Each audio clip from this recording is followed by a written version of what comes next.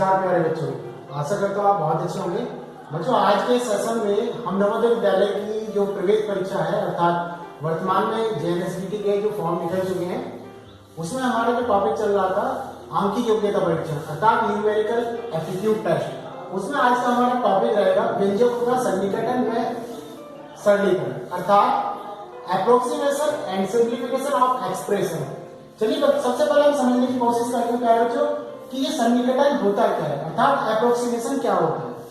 आपने देखा होगा बहुत बार जब आप गणना करते हैं तो कुछ मान आपके कुछ इस तरीके के आते हैं, जैसे आपने लिख दिया 3.95, 8.76 या आपने लिखा 139.34, तो ये सब जो दशमलव के बाद जो संख्याएं होती हैं इसका मतलब यह है कि वो संख्या किसी न किसी सन्निकट मान को निरूपित कर रही है, इंगित कर रही है। ये तो हमने बात की दशमलव के तरीके से। कुछ संख्या ऐसी होती है जैसे हमने लिखा 763 या हमने लिखा 49, हमने लिखा 743, तो ये संख्या किसी न किसी संख्या को के सन्निकटन मान को निरूपित कर रही होती है या इंगित कर रही है कि इसका कोई ना कोई सन्निकटन मान हो सकता है। तो सबसे पहले हम इसी पर चर्चा कर लेते हैं कि जो सामान्य संख्याएं होंगी उसका सन्निकटन मान कैसे निकाला जाएगा और जो दशमलव में संख्याएं होंगी उनका सन्निकटन मान कैसे निकाला जाएगा। तो हमने जाना जब भी हम सन्निकटन मान अर्थात अप्रोक्सीमेशन की बात करते हैं तो हम संख्याओं के सन्निकटन मान निकालते हैं और या फिर दशमलव संख्याओं का सन्निकटन मान निकालते हैं। तो प्यारे बच्चों, सबसे पहले हम कोशिश करते हैं समझने की, जैसे हमारे पास एक संख्या लिखी हुई है 356 का दहाई का सन्निकटन मान निकालिए, इसका दहाई का सन्निकटन मान निकालिए। तो आप खुद देखेंगे बच्चे ये जो संख्या है ये 356 लिखी हुई है। कितनी संख्या है? 356 है। इसमें कहा इसने दहाई का सन्निकटन मान निकाला। दहाई का मतलब इकाई दहाई यानी कि 5 है, यानी कि 56 जो है वो किसके सन्निकट हो सकता है। तो सन्निकटन मान जो 56 का होगा वो लगभग 60 के होगा, यानी कि 356 पूरी संख्या है तो 356 का जो सन्निकटन मान होगा वो लगभग 360 के होगा। तो आपने समझा कि यदि कोई संख्या दी हुई है उसमें आपसे कहा जाए दहाई का सन्निकटन मान निकालिए, तो इस स्थिति में 356 का सन्निकटन मान जो होगा वो 360 होगा। ठीक उसी तरीके से यदि आपको संख्या ये दे दी गई 24,693, पढ़े आप इसको इकाई दहाई सैकड़ा हजार 10,000, तो कितना होगा 24,693। इसका आपको निकालना है सैकड़े का सन्निकटन मान। जब आप सैकड़े का सन्निकटन मान निकालेंगे प्यारे बच्चों तो ये होगा लगभग आप देखिए 24,693 जो नियरेस्ट होगा सैकड़े की स्थिति में वो लगभग 700 के लगभग होगा। तो ऐसी स्थिति में ये हो जाएगा प्यारे बच्चों 24,700। तो ये इसका सन्निकटन मान क्या होगा? ये हो जाएगा। ठीक उसी प्रकार से इससे बड़ी संख्या की अगर हम बात करें तो यहाँ लिखा हुआ है प्यारे बच्चों इकाई दहाई सैकड़ा हजार 10,000 लाख 1,36,769। इसमें आपसे कहा है कि आपको हजार का सन्निकटन मान निकालना है। तो इकाई दहाई सैकड़ा हजार यानी कि यहाँ तक आपका प्रभाव पड़ेगा। तो ऐसी स्थिति में ये जो संख्या हो जाएगी ये नियरेस्ट हो सकती है कितनी 800 की। तो ऐसी स्थिति में ये क्या होगा? इसका सन्निकटन मान होगा। हम कुछ और संख्या ले लेते हैं। जैसे देखिए सपोज आपने एक संख्या ली 395, तो इसका सन्निकटन मान की अगर हम बात करें तो ये लगभग आप इसे 400 कह सकते हैं कि लगभग 400 के बराबर है।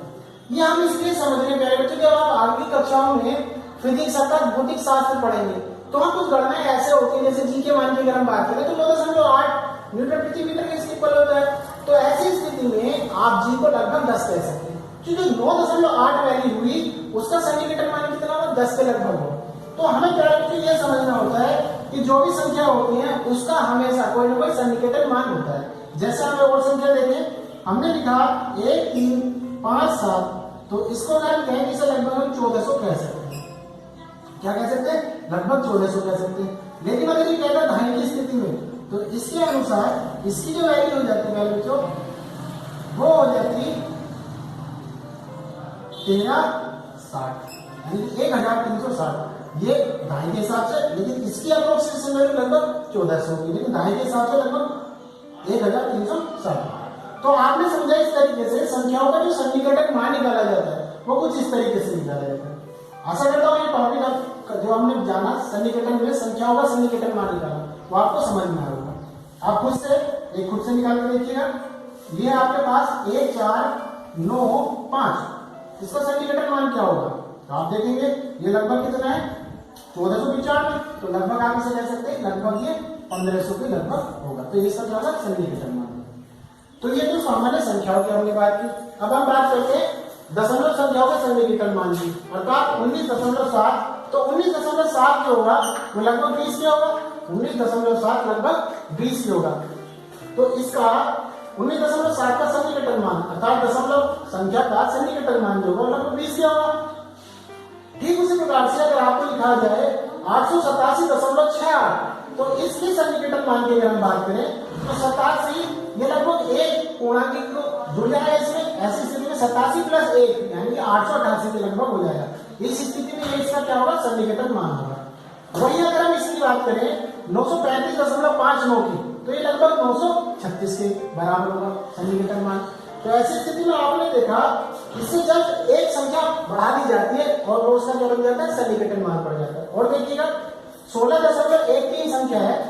अब आप यहाँ देखें दो बात आपको अच्छे से ध्यान रखनी है बच्चों, अगर कोई भी संख्या 5 से ज्यादा अंक को निरूपित करिए तो उस स्थिति में उससे अगली संख्या हो जाती है। जैसे 935.59 था ये, तो ऐसी स्थिति में आप देख रहे हैं 5 यानी कि 0.50 से ज्यादा बड़ी संख्या बन रही है। तो ऐसी स्थिति में इसमें 1 जुड़ जाएगा तो हो जाएगा 936, यानी 935 प्लस 1 बराबर 936 हो जाएगा। तब ऐसी स्थिति में 935.59 का जो सन्निकटन मान होगा वो 936 होगा। लेकिन अगर आपको संख्या ऐसी दे दी जाए 16.13, तो आप देख रहे हैं दशमलव के बाद की जो संख्या है वो 0.13 है, अर्थात 0.50 से बहुत कम है। तो ऐसी स्थिति में आप उस संख्या में 1 नहीं बढ़ाएंगे, वो जैसी संख्या होती है उसका पूर्णांक मान उसी संख्या के आधार पर लिख देंगे। तो आपने देखा 16.13 जो है उसका सन्निकटन मान लगभग 16 के बराबर होगा, अर्थात इसके बराबर होगा, क्योंकि ये 5.5 से कम है। वहीं इसकी संख्या की बात करें 861.15, तो आप यहाँ देखेंगे 0.15 का मान भी 0.50 से कम है। तो ऐसी स्थिति में इसका जो सन्निकटन मान होगा वो 861 होगा। क्लियर? तो इस तरीके से आप किसी भी संख्या का सन्निकटन मान निकाल सकते हैं। जैसे आपने लिखा 999.89, तो आपने देखा 999.89 जो है ये संख्या जो ये 0.50 से ज्यादा है। तो ऐसी स्थिति में इसका जो सन्निकटन मान होगा वो लगभग 1000 है। तो आपने दोनों चीजों को समझा कि संख्याओं का सन्निकटन मान कैसे निकाला जाता है, दशमलव की जो संख्या होती है उसका सन्निकटन मान कैसे निकाला जाता है। तो जो नवोदय विद्यालय की परीक्षा गत वर्षों की परीक्षा को देखें तो उसमें इस तरह के प्रश्न बार बार आपसे पूछे जा रहे हैं, और वो ऐसे नहीं कि इसका सन्निकटन मान निकालिए, वो आपसे देगा कोई एक्सप्रेशन दे देगा इस तरीके का, उसमें आपको सन्निकटन मान के आधार पर गणना करनी होगी। तो ये समझ में अच्छे से आपको आना चाहिए ताकि आप इस तरह के क्वेश्चन को अच्छे से सरल कर सकें। चलिए बच्चे थोड़ा सा और कोशिश करते हैं समझने की। दूसरे टाइप के क्वेश्चन जो पूछे जाते हैं आपसे समय समय पे वो कैसे होते हैं, इसमें बात की जाती है प्यारे बच्चों सरलीकरण अर्थात सिंप्लीफिकेशन से रिलेटेड क्वेश्चन और पूछे जाते हैं। तो जब भी आप सिंप्लीफिकेशन के क्वेश्चन सॉल्व कर रहे होते हैं तो वहां आपकी जो बेसिक मैथमेटिकल कैलकुलेशंस या ऑपरेशंस होते हैं वो आपको अच्छे से आने चाहिए। उनको सॉल्व करने का एक सबसे बेसिक सा कॉन्सेप्ट होता है जिसे कहते हैं बोर्ड मास। ठीक है, बोर्ड मास जो होता है उसका एक फुल मीन होता है, उसको थोड़ा समझने की कोशिश करते हैं। जैसे बी निरूपित करता है, इंडिकेट करता है ब्रैकेट को, बी का मतलब ब्रैकेट, और ब्रैकेट को हिंदी में कहते हैं प्यारे बच्चे कोष्टक। तो सबसे पहले जब भी आपको कोई एक्सप्रेशन दिया होता है जेनेरिक या न्यूमेरिक, उसमें अगर कोष्टक दिए हुए तो सबसे पहले आपको कोष्टक खोलने होते हैं। और कोष्टक की मुख्यतः 3 प्रकार के कोष्टकों की बात की जाती है, सबसे छोटे कोष्टक, मंझले कोष्टक और सबसे बड़े कोष्टक। तो सबसे पहले सबसे छोटा खोलते हैं, उसके बाद मंझला कोष्टक खोलते हैं, उसके बाद सबसे बड़ा कोष्टक खोलते हैं। उसके बाद बात करें आपसे ओ इंडिकेट करता है ऑफ को अर्थात का को। तो ब्रैकेट का क्या, का इंडिकेशन जो होता है वो मल्टीप्लिकेशन से होता है। डी होता है डिवीजन को, डी मतलब डिवीजन अर्थात भाग करना। जो दिया हुआ एक्सप्रेशन है उसमें आपको क्या करना है, भाग करना है। फिर आपसे क्या बात आती है एम फॉर मल्टीप्लिकेशन। तो मल्टीप्लिकेशन जो इंडिकेट करता है वो पूर्णांक को करता है। ए फॉर होता है एडिशन, अर्थात जब आपने भाग कर दिया, गुणा कर लिया, फिर क्या करना है आपको जोड़ करना है। और अल्टीमेटली लास्ट में आपको करना होता है सब्सट्रैक्शन, एस फॉर सब्सट्रैक्शन, अर्थात अंत में सबसे बाद में आपको घटाना होता है। तो आपने देखा जब भी कोई एक्सप्रेशन आपको दिया होता है उस एक्सप्रेशन को आपको इस नियम के अनुसार अगर आप उसको खोलते हैं या उसको सिंप्लीफाई करते हैं तो उसकी रिजल्ट आने की पॉसिबिलिटी 100% एक्यूरेट होती है। चलिए क्वेश्चन को करने की कोशिश करते हैं, आपको बेहतर तरीके से समझ में आएगा। देखिए आपको क्या है, जो 24 प्लस ब्रैकेट बड़ा है तो हमने पहले बात की थी सबसे पहले सबसे छोटा ब्रैकेट खोलते हैं। तो यहाँ देखें सबसे छोटा ब्रैकेट यहाँ है, तो सबसे पहले हम इस ब्रैकेट पे काम करेंगे। तो 6 माइनस मंझला ब्रैकेट 5 माइनस 2 हम इस पे काम करेंगे। तो 4 में से 3 गया बच्चे एक मंझला ब्रैकेट और फिर बड़ा ब्रैकेट। क्लियर? आगे बात करें क्या बच्चों, तो ये हो जाएगा आपका 24 प्लस 6 माइनस मंझला ब्रैकेट 5 माइनस, अब इस ब्रैकेट के अंदर मल्टीप्लाई करेंगे -2 मंझला ब्रैकेट और फिर बड़ा ब्रैकेट। तो हमने देखा हमारा जो सबसे छोटा ब्रैकेट है वो इलिमिनेट हो गया, अर्थात यहाँ से खत्म हो चुका क्योंकि हमने उसको ऑपरेशन कर लिया है। अब आगे सरल करेंगे। देखिए यह क्या है, 24 अर्थात 24 प्लस 6 माइनस, अब इसको सिंप्लीफाई करिए, 5 में से 2 गया तो कितना बचा प्यारे बच्चों, 5 में से 2 जाता है तो 3 बचता है और आपका बड़ा ब्रैकेट। आप इसको और सिंप्लीफाई करेंगे, 24 प्लस बड़ा ब्रैकेट 6 माइनस, इसको करेंगे प्यारे बच्चों, कितना हो जाएगा आपका 3। इस तरीके से आपने देखा मंझला ब्रैकेट खत्म हो गया, पहले छोटा ब्रैकेट फिर मंझला ब्रैकेट, अब केवल बड़ा ब्रैकेट बचा, इसको भी एलिमिनेट करते हैं। ये हो जाएगा आपका 24 प्लस 6 में से 3 गए 3। अब आप देखिएगा 24 में से 3 ऐड करेंगे तो प्यारे बच्चों ये कितना हो जाएगा, यहाँ से ये हो जाएगा 27 अर्थात 27। तो आपने देखा हमने पॉडमास का जो नियम था उसको पूर्णतः पालन किया और इस तरीके से हमारा एक रिजल्ट अर्थात परिणाम आ गया। तो हम इस तरीके से जो क्वेश्चन होते हैं उसको सिंप्लीफाई करते हैं इस मेथड के थ्रू। तो आशा करता हूँ ये आपको पॉडमास का जो कॉन्सेप्ट है अच्छे से क्लियर हो गया होगा, जिससे आप सिंप्लीफिकेशन की क्वेश्चन कर लेते हैं। बेसिक मैथमेटिक्स से रिलेटेड जो ऑपरेशन होते हैं, multiplication, division, addition and subtraction अर्थात गुणा, भाग, जोड़, ये सब आप अच्छे से पहले सीख चुके हैं, लेकिन आपको ये भी अच्छे से आना चाहिए। चलिए बच्चे कुछ क्वेश्चन पिछले वर्ष की परीक्षा में कैसे पूछे गए हैं और कैसे क्वेश्चन की हमें प्रैक्टिस करनी है उसको समझते हैं। देखिए बच्चे हमने कहा आपसे कि प्रीवियस ईयर में इसी तरह के क्वेश्चन आपसे पूछे जा रहे हैं। तो सबसे पहले एक क्वेश्चन हम करते हैं सिंप्लीफिकेशन से रिलेटेड, और एक दूसरा क्वेश्चन भी सिंप्लीफिकेशन से रिलेटेड है, और तीसरा जो अप्रोक्सीमेशन अर्थात सन्निकटन के मान हमने इसी से संबंधित हमने 2-3 क्वेश्चन किए, उनको थोड़ा समझने की कोशिश करते हैं। देखिए बच्चे आपको एक्सप्रेशन दिया है उन्हें कि 15 सही 1/2 माइनस बड़ा ब्रैकेट है 12/5 गुणा 5/8 प्लस 7 डिवाइडेड बाई 1 सही 3/4 इंटू 3। ये क्वेश्चन ये 2019 की परीक्षा में पूछा गया, यानी पिछले वर्ष जो परीक्षा हुई थी उसी में पूछा गया था। अभी देखें इसे सिंप्लीफाई किस तरीके से करेंगे, देखिएगा 15 दूनी 30 और 31 31/2। क्लियर है, माइनस का साइन है माइनस आपने लगा दिया, बड़ा ब्रैकेट है बड़ा ब्रैकेट लगा लिया, 12/5 गुणे 5/8, 10 का साइन है प्लस लगा दिया। देखिए सबसे पहले हमने कहा था सबसे पहले हम ब्रैकेट को करते पे काम करते हैं और ब्रैकेट के सबसे छोटे पर काम करते हैं। तो सबसे छोटा ब्रैकेट है तो सबसे पहले हम इसको सिंप्लीफाई करते हैं। तो देखिए ये 7, ये डिवीजन के जो साइन है बच्चे 7 एकम, ये 4 एकम 4 और 3 7 गुणा 1/7 गुणा। ठीक है बच्चे ध्यान दीजिएगा, 4 एकम 4 3 7/4, और बच्चे जब हम गुणा करेंगे इसको चिन्ह बदल देंगे तो 7 ऊपर चला जाएगा और 3 नीचे आ जाएगा।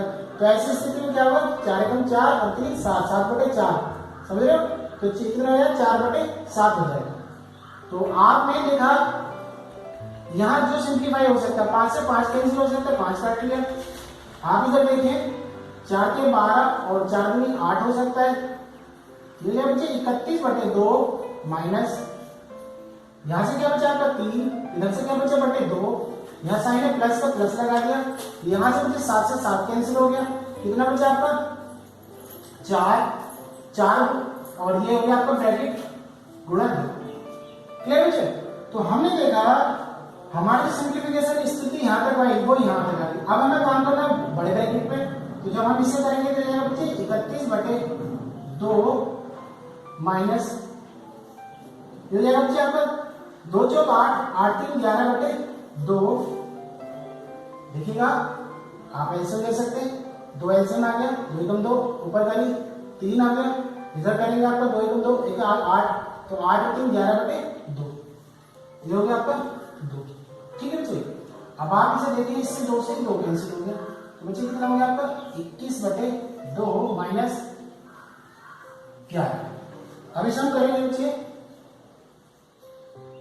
ये जाएगा आपका 31 माइनस 11 में 22 बटे 2। इसमें से घटाएंगे तो ये कितना हो जाएगा बच्चे, 11 में से 2 गए 9, यहाँ रहेगा 2 में से 2 गए 0 बटे कितना हो गया 2, तो कितना आ गया आपका 9 बटे 2। अब हम आपको अपने विकल्प में देखना है कि 9 बटे 2 कहीं है, तो आप देखेंगे सी विकल्प जो है वो 9 बटे 2 को दर्शा रहा है, अर्थात इसका उत्तर 9 बटे 2 करेक्ट नहीं है। क्लियर है? तो इस तरीके से हम सिंप्लीफिकेशन के क्वेश्चन को सरलता के साथ हल कर सकते हैं, और ऐसा क्वेश्चन आता ही है हर बार। चलिए क्वेश्चन और करते हैं। आप देखें ये क्वेश्चन आपको क्या है, 25 की पावर 1 बटे 2, 64 की पावर 1 बटे 2, 36 की पावर 1 बटे 2, और डिवाइड करना है इसको 9 की घात 1 बटे 2 और 4 की घात 1 बटे 2 से। तो आप देखें यहां इसका मतलब क्या है, एक बात हमेशा याद रखनी चाहिए कि जब भी आपको घात 1 बटे 2, तो इसका सीधा मतलब क्या होता है, वर्गमूल से होता है। किससे मतलब होता है, वर्गमूल से मतलब होता है, क्योंकि हमने इससे पहले चैप्टर पढ़ा था, चैप्टर नंबर 4 और 5, उसमें हमने वर्गमूल सीखा था। तो हमने देखा था 1 बटे 2 घात हमेशा निरूपित करती है किसको, वर्गमूल को, 1 बटे 3 किसको करती थी, घनमूल को। तो इसका मतलब क्या है, आपको 25 का वर्गमूल निकालना है, 64 का वर्गमूल निकालना है, 36 का भी वर्गमूल निकालना है, अर्थात square root of 25, square root of 64 and square root of 36, similarly square root of 9 and the square root of 4। अब इसे हम सिंप्लीफाई करेंगे, देखिए कैसे करेंगे। ये आपको दिया है 25 की घात 1 बटे 2 गुणा 64 की घात 1 बटे 2 गुणा 36 की घात 1 बटे 2, और इसको डिवाइड करना है आपको किससे, 9 की घात 1 बटे 2 गुणे 4 की घात 1 बटे 3। अब बच्चे ये कितना है, 5 की घात 2, 25 को आप लिख सकते हैं 5 गुणे 5, तो ये कितना किसका हो गया एक्सप्रेशन, आप इसे सिंप्लीफाई करेंगे तो जब 5 की घात 2 यानी कि हो गया आपका 5 गुणे ये कितना हो गया 8 की घात 2, अर्थात 8 गुणा 8 8 को 64 होता है, तो ये किसका हो जाएगा 8 का वर्गमूल हो जाएगा। गुणा इसकी करेंगे तो 6 6 36, 6 की घात 2, 2 से 2 कैंसिल हो गया तो 6 आ गया। ठीक उसी प्रकार से नीचे देखेंगे, ये यार 3 की है 9 यानी 3 की घात 2, फिर यार बच्चे 3 गुणे हो जाएगा कितना 2, तो आप देखिए 3 दूनी 6 से भी कैंसिल हो गया, बचा कितना 5 8 40। तो ऐसी स्थिति में इसका जो सही उत्तर होगा वो 40 होगा। अब हम देखें इन विकल्पों में क्या दिया हुआ है, तो 40 है, तो ऐसी स्थिति में इसका सही आंसर क्या हो जाएगा, विकल्प बी हो जाएगा। चलिए बच्चे ये आपने समझा, एक क्वेश्चन और देख लेते हैं। ये आपको दिया उन्होंने 8320 का 1000 तक निकटतम मान का मतलब उसकी अप्रोक्सीमेशन वैल्यू निकालनी। अब आप देखें ये 8320 दिया है, हमने जब अभी अप्रोक्सीमेशन कॉन्सेप्ट को क्लियर किया था तो देखा था कि जो हमारी वैल्यू है 8320 ये 520 होती, तो ऐसी स्थिति में हम इसको प्रेफरेंस देते 9000 की तरफ, लेकिन ये 500 नीचे है, तो ऐसी स्थिति में हम इसको कन्वर्ट कर लेंगे किसमें 8000 की स्थिति में। ठीक है, तो ये इसका सही उत्तर होगा। तो यहाँ अगर हम देखें तो हमारा पहला विकल्प इस बात को इंडिकेट करता है कि ये इसका सन्निकटन मान अर्थात अप्रोक्सीमेशन वैल्यू। तो आशा करता हूँ ये तीनों क्वेश्चन आपको अच्छे से समझ में आए होंगे। आपने सिंप्लीफिकेशन के क्वेश्चन किस तरीके से आ रहे हैं वो देखे, और साथ साथ अप्रोक्सीमेशन से रिलेटेड क्वेश्चन कैसे पूछा जाता है। चलिए बच्चों कुछ क्वेश्चन जो आपको प्रैक्टिस करनी है उनको भी देख लेते हैं। कुछ क्वेश्चन हम अभ्यास के लिए देख लेते हैं। ये प्रैक्टिस आपको जरूरी है, क्योंकि मैं हर बार हमेशा कहता हूँ कि प्रैक्टिस के बिना आप एक्यूरेसी नहीं मेंटेन कर सकते, ना ही स्पीड मेंटेन कर सकते, तो प्रैक्टिस बहुत जरूरी है। देखिए जब क्वेश्चन कैसे दिए हुए, यहाँ देते कि यदि x अपॉन y बराबर 3 और a minus x upon b minus y बराबर 3, तो आपको मान निकालना a अपॉन b का क्या होगा, इन चार विकल्पों से कोई उत्तर होगा, ये करना है। यहाँ आपको एक एक्सप्रेशन दिया हुआ है, अब आपसे कह रहा है कि जो भी इसका सॉल्यूशन आएगा, इसको सॉल्व करने के बाद जो भी रिजल्ट आएगा कोई चार विकल्पों में से कोई होगा, वो आपको क्लैरिफाई करना है। साथ साथ एक आपको एक्सप्रेशन और दिया हुआ है, इसको आपको सिंप्लीफाई करना है और इसको इसमें से सब्ट्रैक्ट कर देना है।